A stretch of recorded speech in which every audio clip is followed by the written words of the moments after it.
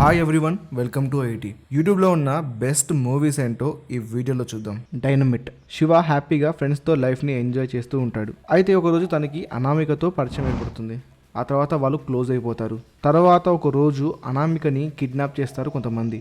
అయితే అనామికని కిడ్నాప్ చేసింది ఎవరు, ఆ తర్వాత ఏమైందనేది సినిమా స్టోరీ. యాక్షన్ థ్రిల్లర్స్ అంటే ఇష్టమున్న వాళ్ళైతే సినిమాని ట్రై చేయొచ్చు. నెక్స్ట్, జై బజరంగి. ధన్వంతరి వంశానికి చెందిన వారసులు ప్రకృతిలో లభించే మెడిసిన్ ఉపయోగించి మత్తు మందుల్ని అమ్ముతూ ఉంటారు. వీళ్ళు అంజి అనే వ్యక్తిని కొట్టి అతని అక్కయ్యని ఆమె అనుచరులను ఎత్తుకెళ్తారు. సో అంజి ఏం చేయలేక ఆత్మహత్య చేసుకొని చనిపోతాడు. ఆ తర్వాత ఏమైందనేది రిమైనింగ్ స్టోరీ. ఇదొక action drama. Action sequence and emotions అయితే బాగా ఉంటాయి. కాకపోతే దీని స్క్రీన్ ప్లే అంతగా ఇంప్రెస్ చేయదు మనల్ని, కానీ వన్ టైం వాచ్ చేయొచ్చు. నెక్స్ట్, శక్తి.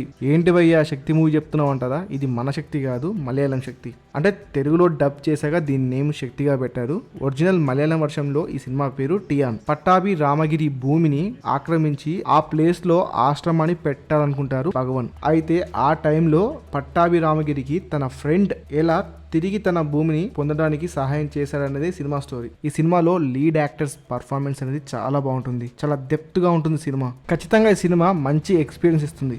Next, diamond necklace. అర్జున్ ఒక డాక్టర్. దుబాయ్లో ఒక హాస్పిటల్లో పనిచేస్తూ బాగా సంపాదిస్తూ ఉంటాడు. అయితే ఒక డైమండ్ నెక్లెస్ తన లైఫ్ని మొత్తం మార్చేస్తుంది. అసలు ఈ కథ ఏంటి తెలుసుకోవాలంటే ఈ సినిమా చూసేయండి. ఫహద్ ఫాసిల్ తన పర్ఫార్మెన్స్తో అయితే ఈ సినిమాని ఇచ్చి పడేస్తాడు.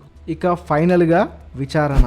ఆంధ్రప్రదేశ్కి చెందిన నలుగురు అమాయకులు ఆంధ్ర నుండి తమిళనాడుకి ఉపాధి కోసం వెళ్తారు. అయితే పోలీసులు వాళ్ళు చేయని ఒక తప్పును ఒప్పుకోమని చిత్రహింసలు పెడతారు. ఆ తర్వాత ఈ నలుగురు కుర్రాలు పోలీసుల నుండి తప్పించుకుంటారు. అలా తప్పించుకున్న తర్వాత మళ్ళీ మరో కేసులో ఇరుక్కుంటారు. సో తర్వాత ఏమైంది, వాళ్ళు ఏమయ్యారనేది సినిమా స్టోరీ. ఈ సినిమా తప్పకుండా మిమ్మల్ని కదిలిస్తుంది, ఎందుకంటే ఈ సినిమా రియల్ ఇన్సిడెంట్స్ ని బేస్ చేసుకొని తీశారు. మీరు చాలా ఎమోషనల్ అయిపోతారు సినిమా చూశాక.